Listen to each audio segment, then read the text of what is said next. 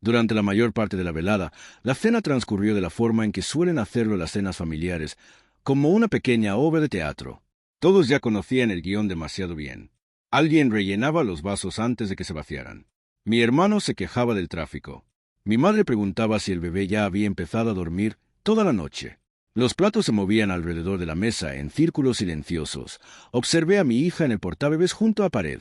Estaba dormida, con su puñito cerrado contra la mejilla, respirando en esos pequeños ritmos constantes que solo los bebés parecen conocer. Al otro lado de la mesa, mi esposa se reía de algo que había dicho su hermana. Era una risa rápida, ligera y ensayada. Últimamente lo hacía más a menudo, reírse un poco antes que los demás, como si intentara mantener el aire en movimiento. Al principio no le di mucha importancia. Las familias tienen corrientes como esa. Las notas, pero no las combates. Entonces su hermana se recostó en la silla y miró al bebé. Inclinó la cabeza. Lástima que tu bebé no se parezca en nada a ti. La frase flotó en el aire de manera casual. Como la gente entrega bromas que asume que caerán sin problemas, un par de personas se rieron entre dientes. Yo podría haberlo dejado pasar. No era la peor broma del mundo.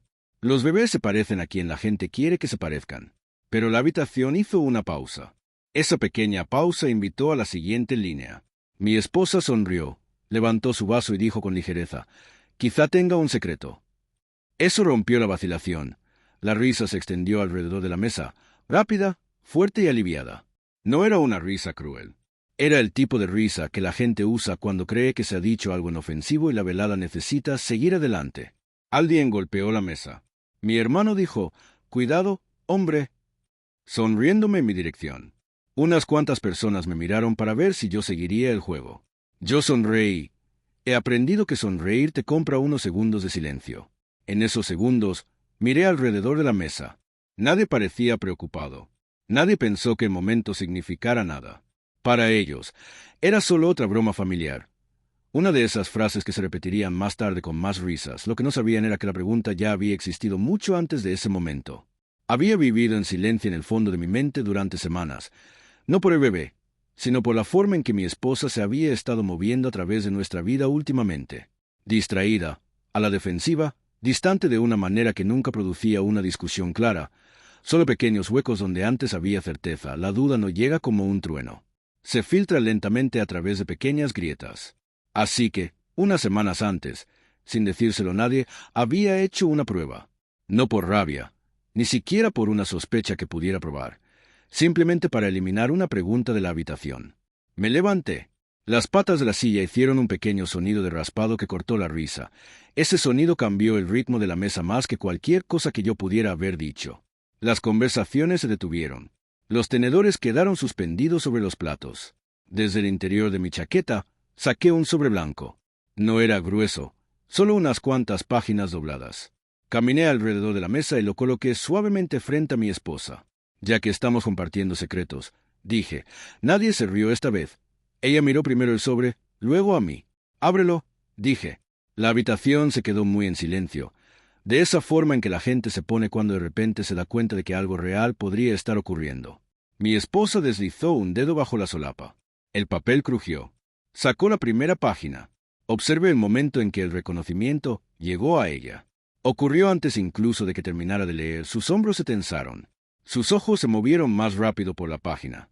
El color abandonó su rostro tan gradualmente que la mayoría de la gente probablemente no lo notó, pero yo sí, porque había visto al técnico del laboratorio imprimir el mismo documento 2 semanas antes.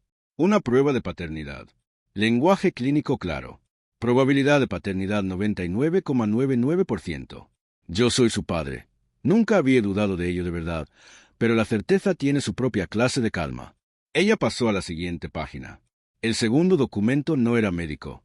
Era una carta de un mediador familiar, alguien que mi abogado me había recomendado. Una solicitud formal de consejería matrimonial y consulta legal. No una demanda de divorcio. Todavía no, pero el comienzo de un proceso donde el silencio deja de ser la solución. Alrededor de la mesa, la gente estaba entendiendo lentamente que la broma se había convertido en algo más. Mi hermano se recostó en su silla. Mi madre dejó de tocar su comida. Nadie hizo preguntas. Mi esposa colocó los papeles de nuevo dentro del sobre. Por un momento, no levantó la vista. Cuando finalmente lo hizo, La expresión en su rostro no era de enojo. Era algo más frágil que eso. Confusión. No sobre los documentos, sino sobre cuánto tiempo yo había estado preparándolos. No levanté la voz. No lo expliqué todo. Solo dije una cosa. La confianza no desaparece de golpe. Nadie habló después de eso.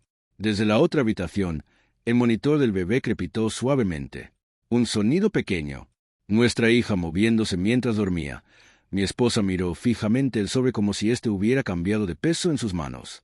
La mesa se veía diferente ahora, no hostil, solo expuesta. Todos los que estaban allí entendieron que se habían reído de algo que ya no era una broma. Regresé a mi asiento. Durante unos segundos observé a mi hija respirar en el portabebés junto a la pared, luego miré de nuevo hacia la mesa. Lo extraño de momentos como ese es los silenciosos que se vuelven después de que aparece la verdad. No dramáticos, no explosivos, solo quietos. La cena nunca volvió a empezar realmente después de eso, y nadie en la mesa se rió durante el resto de la velada.